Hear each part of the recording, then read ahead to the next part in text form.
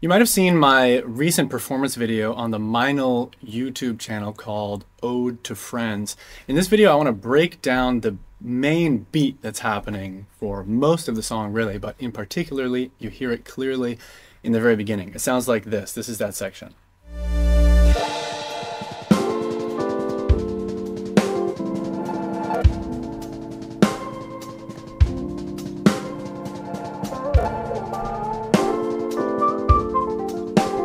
Really, what you'll start to notice right away is that the right hand is the interesting part here. Couple spicy fills here and there, but it's that right hand maintaining this triplet pulse that makes this work.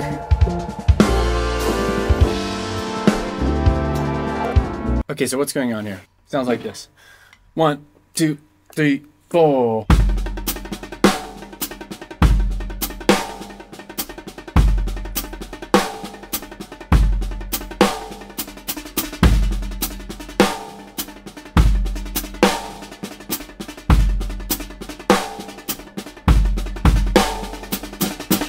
So if I take my right hand out, all we hear is this.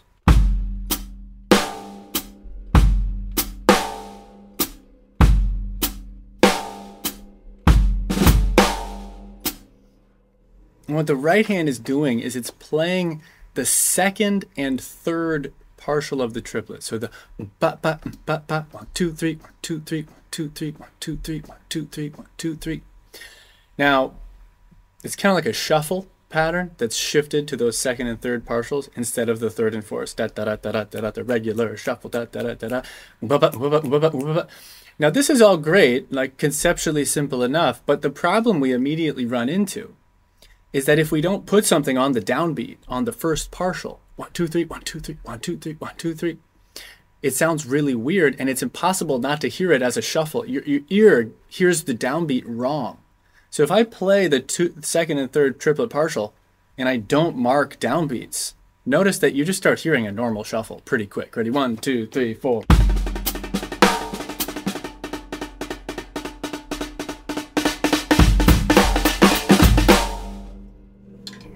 It's impossible not to hear the shuffle. So the trick with this beat is to, as quietly as possible, fill in all of the spaces on those downbeats in a way that, my goal was to make them invisible. So you feel them and you don't feel a gap there, but you don't notice them. So essentially what I'm doing is playing left on all those downbeats. Okay, simple enough. Left, right, right, left, right, right.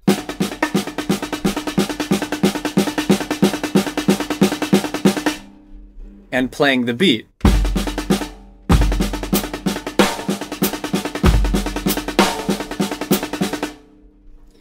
But the trick is that that's all supposed to be kind of invisible. So I'm playing the right hand kind of as quietly as I can at this speed. And then the left hand has to be even quieter. It's got to be the quietest note you can possibly play. Right? I'm talking like your stick is a centimeter off the drum and you go, like that's the right volume. Because if I play it too loud, then instead what you hear is dum ka ka ka ka ka ka ka. And that ruins the beat. So if the left hand is too loud, it sounds like this.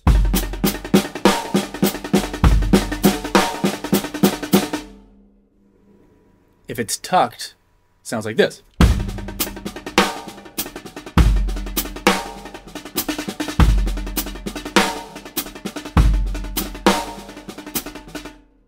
If I take it out,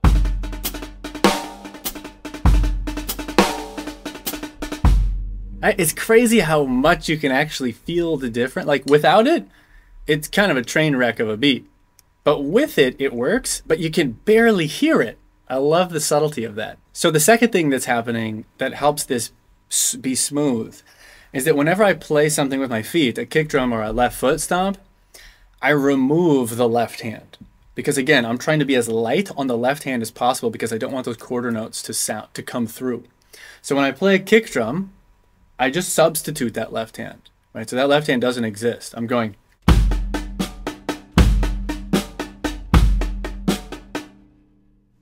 Same for the left foot.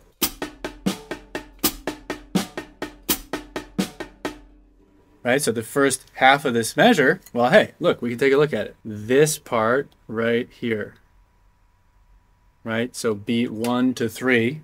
What we end up having is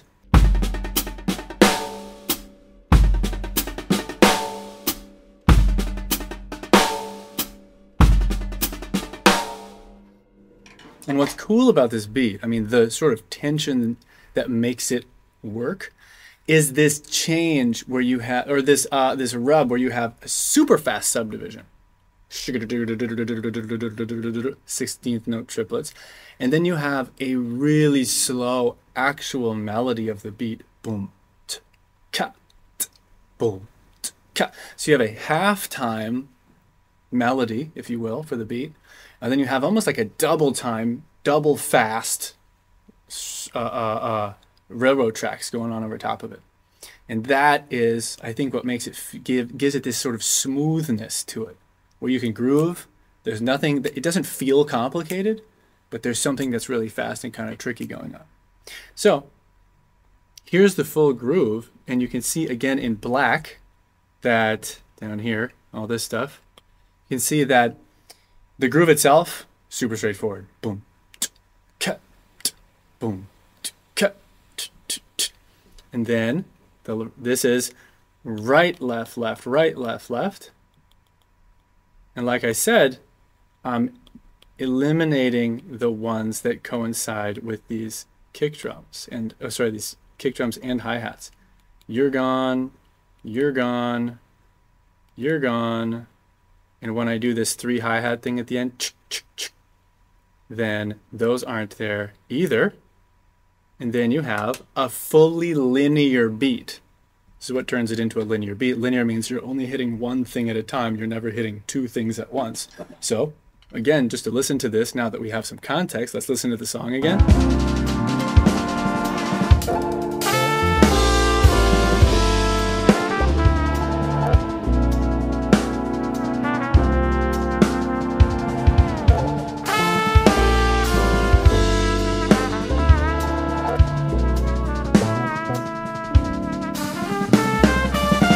Okay, so the other thing that makes this part of the song pretty fun is the fills, right? As you saw, the beat, there's not actually that much going on. So the beat is set, and then when we deviate from the beat, I try to put in some kind of cool fills. And this is where I really had to put a little time in getting more comfortable with those fills, and just like making them more consistent and making them creative and finding more variety, because I was kind of stuck doing a couple of the same things.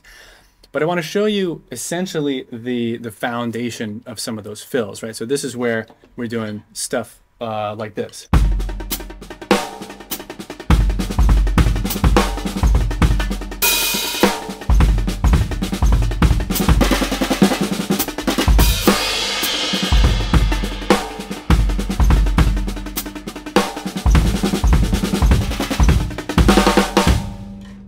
The first easy thing you can do with fill moments here, the littlest fills you can play, is actually just your left hand still playing quarter notes, eighth notes actually, you just move them.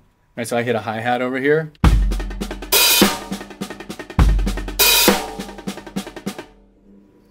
Or you could go.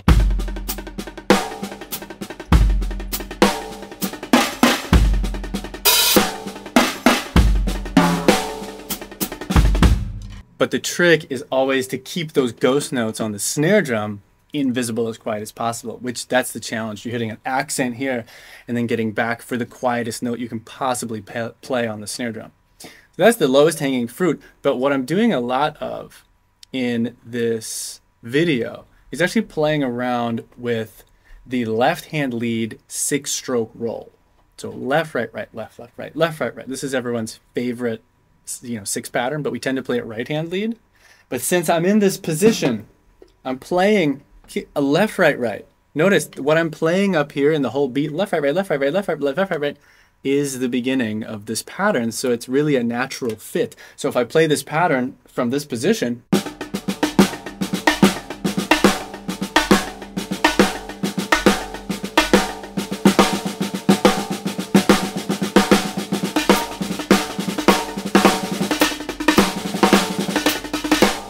you can see how that's probably going to become useful. Now, the way that you embed this into a groove type of fill is by finding ways to get kick drums and backbeats in there. So if you make this into a kick drum and this into a kick drum, right? This becomes linear. You're substituting those notes. It turns into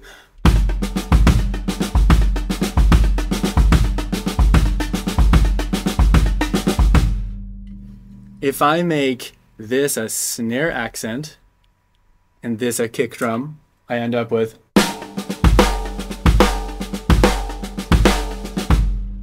now if I go between those two, I play this one first, this one second, I end up playing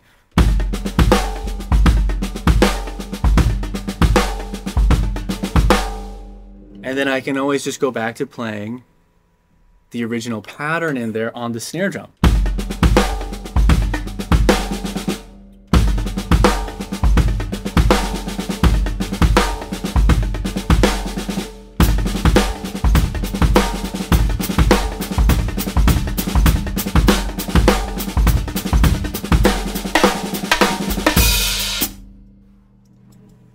Right, so that is one of the main tools I'm using. So one of the fills I think I play something like. So you hear these elements in there. And the only other thing I'm adding is a group of 3, which is kick, right, right. It's just taking this first part and sort of stuttering it once.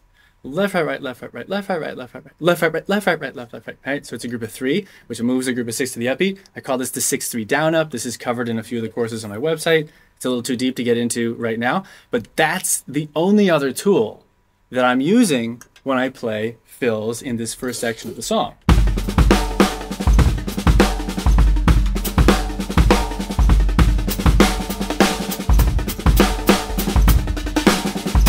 Everything I just played is these 3 patterns, 3 orchestrations of the same pattern actually, put into, and then with the 6-3 down up going on.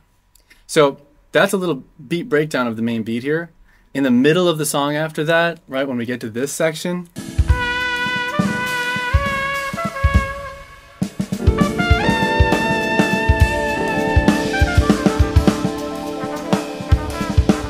my friend Josh Deutsch played a beautiful trumpet solo in this section, and I wanted to just have a really open section where it's basically a jazz, this is a modern jazz solo, and I'm reacting to him, and we're soloing together, sort of a duo solo, if you will.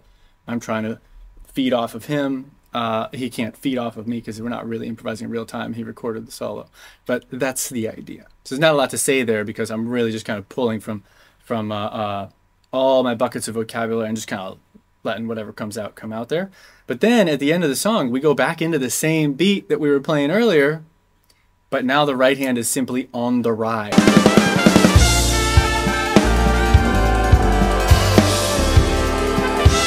Left, right, right. Same kick and snare pattern. Boom, ka, boom, ka, boom, ka. And then some fills. Kind of the same fills, actually. Right, so back here, now our beat, all these right hands, instead of on the little mini snare, are up on the bell, just going.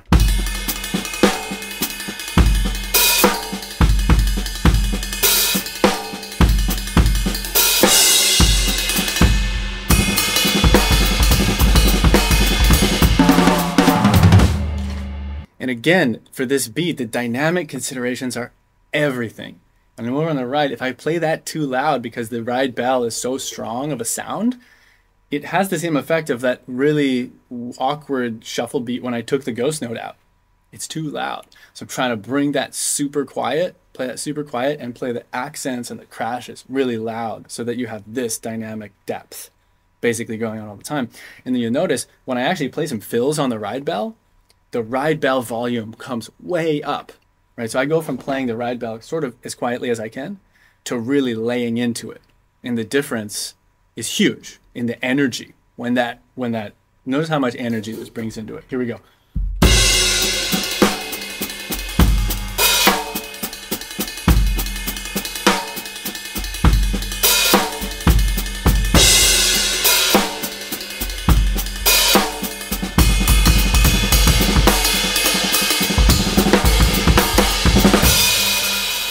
And that's the beat breakdown from Ode to Friends. Be sure you check out the other videos that Meinl's putting out. There is a 5-part masterclass series called Demystifying Improvisation on the Drum Set that follows this video. If you're watching this in the future, it's probably already on YouTube. And that's where it's the deepest dive publicly available into my teaching philosophy on teaching improvisation. For those that don't know, I specialize in teaching improvisation and creativity on the drums, and I do that at my online drum school with dozens of step-by-step courses that build effortless flow on the drums, so you can do stuff like I'm doing in the Ode to Friends video and any of the other performance videos that you can find of me on YouTube. I'm all about improvisation. To me, that is the payoff of the thousands of hours of practice. That's kind of the whole point, to develop a voice and to be able to speak freely on the instrument, for the instrument to become an extension of you and to play what you hear in your head and to improve what you hear in your head. So if you're interested in that, check out jpbouvetmethod.com. That's where the courses are. Otherwise, enjoy that free stuff, the free masterclass deep dives on the Meinl YouTube channel. I'll talk to you soon. Thanks for watching.